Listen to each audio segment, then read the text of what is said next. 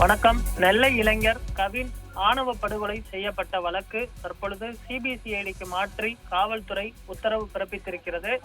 தமிழ்நாடு காவல்துறை தலைமை இயக்குனர் அலுவலகத்தில் சென்னையிலிருந்து இந்த உத்தரவானது பிறப்பிக்கப்பட்டிருக்கிறது.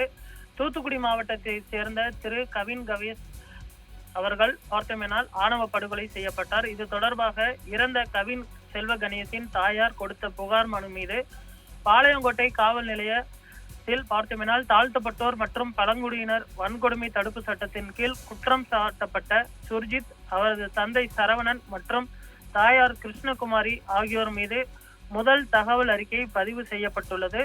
முதல் கட்ட விசாரணையில் கொலை செய்யப்பட்டவரும் குற்றம் சாட்டப்பட்ட சுர்ஜித்தின் சகோதரியும் பழகி வந்த நிலையில் இது தொடர்பாக பிரச்சனையில் இந்த கொலை நடந்துள்ளதாக தெரிய வருகிறது. குற்றம் சாட்டப்பட்ட சுர்ஜித் அதே நாளில் கைது செய்யப்பட்டு நீதிமன்ற காவலுக்கு அனுப்பப்பட்டிருக்கிறார். மேலும் அவர் மீது இன்று குண்டர் தடுப்பு சட்டத்தின் கீழ் நடவடிக்கை எடுக்கப்பட்டுள்ளது. குற்றம் சாட்டப்பட்டவரின் தந்தை மற்றும் தாய் ஆகியோர் தமிழ்நாடு சிறப்பு காவல் படையில் காவல் சார்பு ஆய்வாளர்களாக பணியாற்றி வருகின்றனர். விசாரணை பாரபட்சமற்றதாகவும் வெளிப்படைத்தன்மையுள்ளதாகவும் இருப்பதை உறுதி செய்யும் விதமாக இவர்கள் இருவரும் பணியிடை நீக்கம் செய்யப்பட்டுள்ளனர்.